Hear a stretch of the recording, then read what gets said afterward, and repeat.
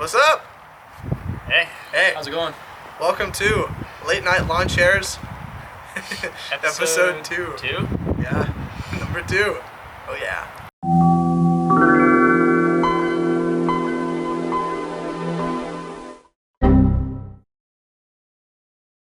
So if you watched the last episode, you would know my name is Brett, I'm Odin.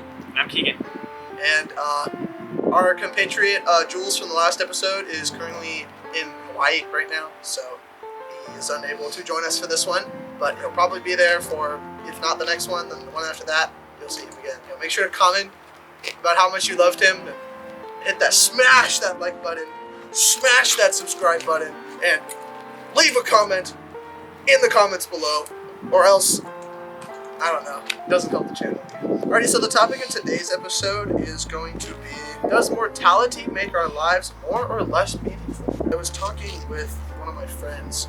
I don't actually remember who it was, but I've kind of pondered this concept a lot, I think, between my friends. Just the idea of, like, I think one of the things that I focused on a lot is the concept of, you can say life is meaningless with a depressive attitude, or you can say life is meaningless, so you don't do what you want. When you think of the idea of life is meaningless, you are technically thinking of the fact that you will die at the end. So I guess that's why we posed the question today: does mortality make life more or less meaningful? I feel like it makes it a lot more special, because you're only here for so long. So you might as well experience all that you can, before you have to bite the big one. You know what I'm saying? I'm here. You can't really help being here, right? You didn't have any choice, but you know what? You can. Yeah, and if life doesn't have any real meaning, it's sort of what you make of it. So Yeah. We could be sitting inside our own homes, playing video games by ourselves, or watching YouTube videos or something, but instead we decided to hang out with really good friends and freeze our butts off out Yeah. in the middle of nowhere. Just so you know, we're doing this for you guys. We're Yeah. not doing this for anyone else. We're doing it just for you. It We would is- not be out here in 30 degrees. I think it's 30 or 35 25, degrees. 30 degrees. At Yeah. 10 p.m. or something. We would not be out here if it weren't for the fans. We do it for the fans. I feel like you can equate this concept to a lot of parts of your life. You can equate it to relationships, like dating relationships, or friend relationships. Does it really matter that much who you're friends with, or the people that you meet along the way, maybe you decide to date them or not, because nothing really matters in the end, unless you're the next William Shakespeare. In 200 years, people aren't going to remember who you are, so it doesn't really matter what you do while you're here. And it's like, should you take that to the effect of, I'm going to do whatever I want, because it doesn't really matter. here's the thing, though. You say that. I was in this rural Bavarian town, up in the mountains, and me and my dad were on this hike, and he posed the question to me. He was like, he's not really asking in a serious sense, but it was kind of the idea of what are you going to do to be remembered? And that was when he brought up the fact that the only person that we can really think of who we still talk about, besides for all those old dead Greek guys, is William Shakespeare. In the last 400 or 500 years, he's really the only person that everybody still knows who he is. And think about all the people that have lived in the last 500 years, and the only one that remains prominent in all English classrooms, in all textbook conversations, is William Shakespeare. Chances are you're not going to be the next William Shakespeare. So in that case, to what degree do you not really care what happens in your life, I guess? I think it's literally it can be boiled down to something as simple as personal belief. Because there's not a concrete answer on this, really. We could debate this all night, and we Yeah. are. Yeah, all night. Oh yeah, All night, baby. there are definitely some people who would be like, okay, if I'm not going to be William Shakespeare, then what's the point? I'll just be an accountant all my life, sitting behind a desk, and I will marry the first woman who wants to marry me. I will have a kid so that I can pass my last name on, and that's about it. Or you could be the type of person who's like, okay, I might not be the next William Shakespeare, but I'm gonna cherish every moment that I have on this planet because it's beautiful. As you can see, even just from what's behind us right now. I'm crazy. sitting here with a guy I just met and a guy I've known since kindergarten, and I'm having an amazing time. This is making life good. I'm gonna remember this night for years to come, probably. Hopefully. You always have the video. Yeah, I'm always gonna have a video of it, and it's definitely a lot more exciting than sitting at home by myself. Yeah. Hopefully, this impacts someone. The goth waitress at IHOP 20 years from now is like, hey, I remember you from that late night lawn chairs. Yes, and she gives me free pancakes. Yes! How does this relate to you guys? Personally. I think it provides incentive to like go out and do whatever you want, right? Because even if something like might not work out, right? At least you can say that you tried. And also, if it does work out, you'll have crazy stories to tell people. You know, maybe that could contribute to just keeping your legacy alive for Yeah. just a little bit longer. And I think either way, even if it works out or doesn't, you get a nice story to tell either way. Sure. That reminds me of AJR song. That's 100 Bad Days. 100 Bad Days tells 100 good stories, and 100 good stories makes me interesting at parties. That's just like That's tells actually you- a really deep line for an AJR song. Yeah, they're all really deep. Dude, AJR be cooking. It just really tells you in such a simple, like 2 sentences, just regardless of if you have a good day or bad day, regardless of if you succeed at something or if you fail while trying, you're gonna have a story out of it. I think that comes around to like my general philosophy on life, which is like, if you have an opportunity, you have to take it, right? You're probably going to regret it if you didn't, and even if it doesn't work out, like I said, it's still a story. Yeah. And I know Brett is like the same way, at least. It's just like when an opportunity presents itself to you, if someone offers to take you somewhere, I try to accept it. I think my number one, like, fear and hatred in life is passing up on opportunities. I'm facing the end of my era because I'm a senior. When I go off to college, that's the end of my childhood era, essentially. I move into collegehood and then adulthood. But the end of my childhood era is over when I leave, high school. And so one of the questions I've been faced with in my senior year so far is how much do I want to pass up on versus how much, do I want to, maybe if it's not something I would like that much, do I still want to go do it just in case?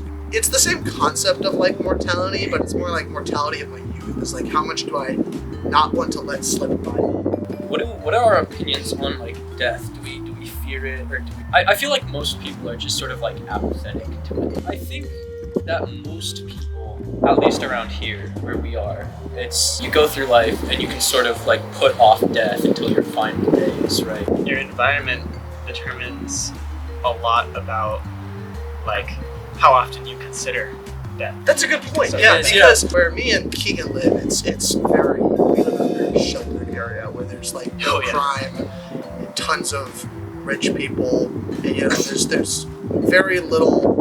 The only illegal things that happen around here are the teenagers doing dumb shit. Yeah. So we don't really think about death in the same way that someone like from like Compton would. Yeah. There are people who are around who are like more desensitized to it. A lot of people like say from like Compton or somewhere like way less fortunate, like a third. Oh. I don't ever wake up every morning and think I'm gonna die. Yeah, it doesn't occur to you that today might be your last day. And it's like in a weird way, I almost, this is gonna sound so stupid, but I might as well be invincible until I'm not. And like that, it's not gonna stop me from doing dumb shit. I know, because what are the odds that something bad actually happens to you? My friend Trevor, his bio on Discord says invincible until proven otherwise. Yeah. Everyone's living life on easy mode where he lives. It's just when you're in that moment of, oh my god, like I might actually not like be alive anymore, and like death is that close to you. Because I don't know about you two, but I don't believe anything after death. I believe that once you're dead, you're done, right? So once you actually have that moment of, oh my god, like I might be nothing here pretty soon. It genuinely like. Well, I think you bring up a good point with talking about, when we talk about death, it is kind of hard to avoid talking about, the different beliefs and what people have. Me personally, I'm with you. I don't think anything happens to us after death. What about you? Well, that's a good transition. For a couple months, I have been doing work at a church, like production work. Charlie invited me to initially. He has always talked with me about just, his beliefs and religion and all that jazz. I've never been religious. I've always been like, an atheist and everything. My parents have never been religious. Most of our family isn't really religious, even extended and everything. So I've never grown up around religion. This is a nice community. There's good people there. I have friends there now, but didn't really think anything more of it. Sermons have some nice messages and stuff that you can apply to your everyday life. I'm not religious. I don't see myself becoming religious. Over time, I started getting like more and more kind of it. And like convinced weeks ago, I finally made the decision to commit myself to Christianity. It's changed a lot in my life. First of all, now I actually believe, there's an afterlife. We will be taken to heaven and live an eternal life and everything.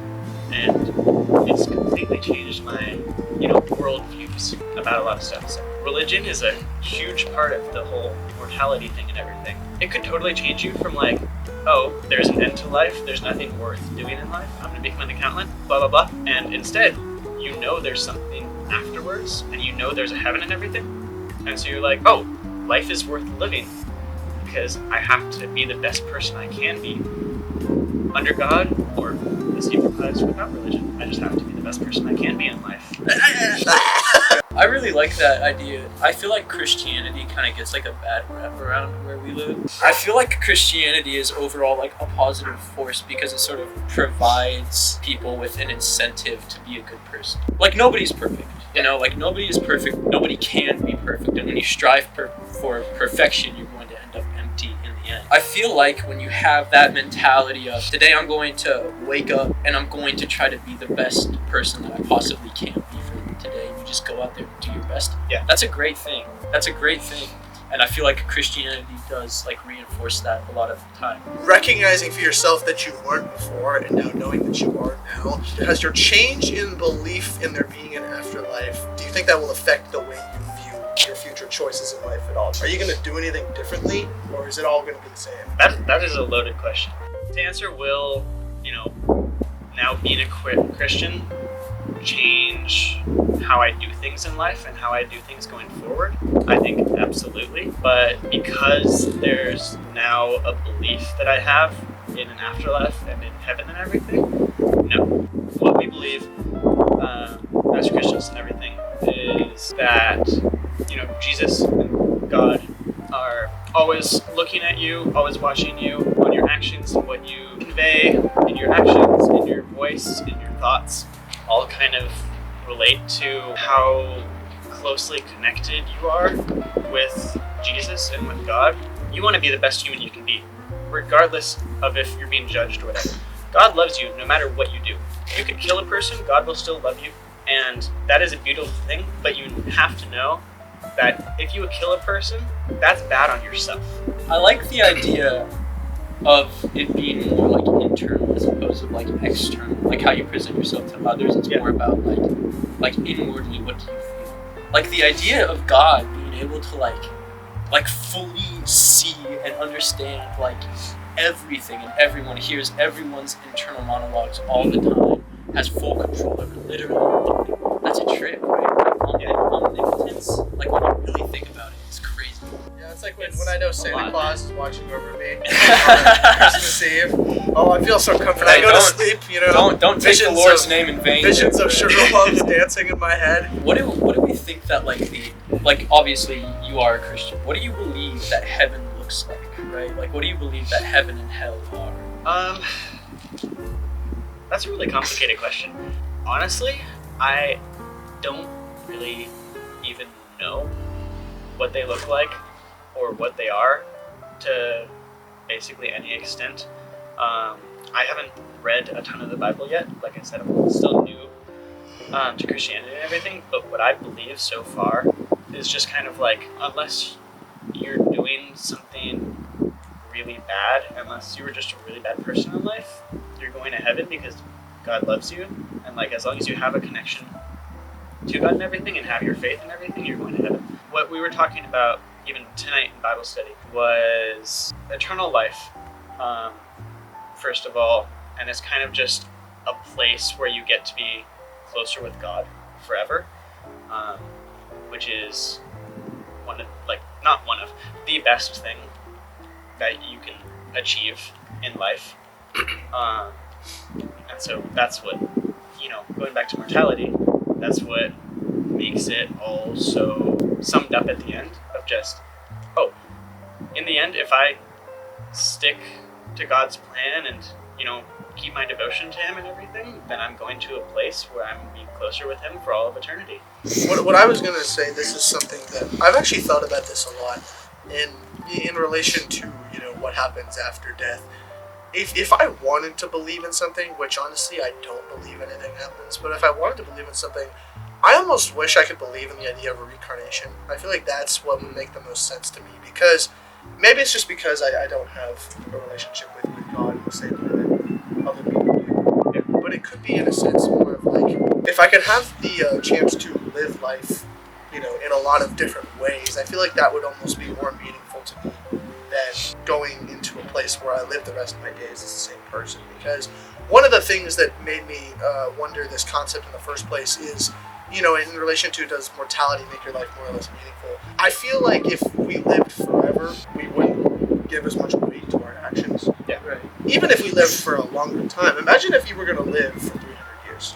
Because you know that you only have that many years here, I feel like it almost gives more weight to things, which is why the idea of heaven just is, I don't know. Me personally, no disrespect to anyone who believes in it, but it's just more of like, I would rather be reborn and live a new life and get different experiences as compared to live the rest of my days, live the rest of all eternity in one spot. I feel like in a way that is sort of like their versions of heaven and hell, right? Yeah. After you die, it still provides that incentive to be good. Yeah, I agree. I had talked with Charlie about this topic a lot before, and it was really interesting because he had a pretty different opinion of it than I did. So in my belief, just going back to the very basics of mortality and, death and everything, I think that everyone dies one day, but this was before, being Christian and everything as well. Everyone dies one day, and I feel like we should just enjoy life as much as possible and make the most of it. Like, even if we're not going to remember it, even if no one's going to remember us, because what makes more sense? Sitting around all day, or actually going out and doing stuff and having fun and having good memories, like when you're lying on your deathbed and being like, I remember the day when we sat on lawn chairs in the middle of nowhere looking out over this beautiful view. And I keep on going back to this, but Late Night Lawn Chairs episode 2, but but it's true, right? It's like, what would you rather do? Would you rather make the most out of your life and have memories and have other people keep memories of you, or fade into oblivion? Well, I think that's one of my biggest fears in life, is not having a life that I'm proud of when I get to the very end. Yeah. It's like on the same concept as I was mentioning before of, we only get roughly 70 to 100 years to be alive. If I'm only going to have that much time, I want to make the most of every experience, and as I mentioned earlier, not pass up on any opportunities that I might regret, to say when I get to the end that I truly lived. Like, when I get to the end, despite everything I've done, am I going to think I should have done more? I think I want to live my life in such a way that when I'm on my deathbed, I am sick of life. I want to do everything so much and so frequently that I can look back on my life and say, you know what, I'm done here. I no longer need to be here. You've accomplished everything that you Yeah, exactly. I've done everything I've said I was gonna do. I've accomplished everything I've ever wanted to, accomplish. So what's the point of sticking around anymore?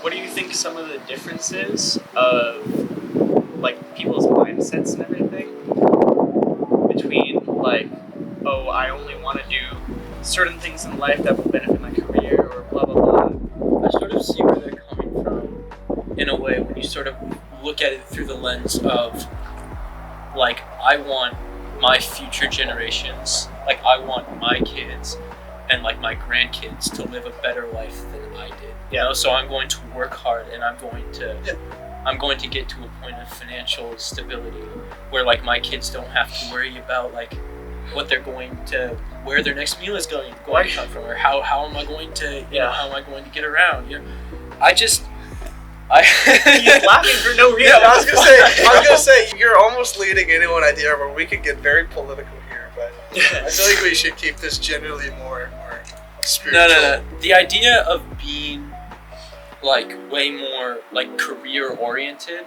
could also be from the lens of, like, I want my kids to have a better life than I did, and that could be fulfilling to other people. I feel like this has been pretty good. I'm not gonna lie, I wasn't expecting us to go so much into religion, but I think it Yeah. was an interesting thing to focus on because it didn't really occur to me until we were talking about it that is a huge part Yeah, of whether death makes your life more or less meaningful. It's So I think a it big was. part of Well, it, I wasn't yeah. anticipating it. I think it was well worth it. It was well worth it. Yeah. It was cool. So But yeah, that'll be. yeah, there's I almost the second time we've done this, I almost forget there's a camera there. You start talking, and it's like. I know. Get absorbed. I only look at the camera every once in a while because I got 2 batteries in my pocket, and if that dies, I'm switching it out immediately. Yeah. But Well, thanks for watching. yeah, You know, that is. this is episode number 2. Feel free to smash that like button, Smash that subscribe smash that button. subscribe button, Post the notifications on. yeah, bell on, oh, ding, ding, ding, ding, and 3 big booms. Boom! Alrighty, well, we moved the chairs forward so we can hit our signature outro. We'll see you in the next episode and catch you on the flip side. See you on the creature trail. Oh!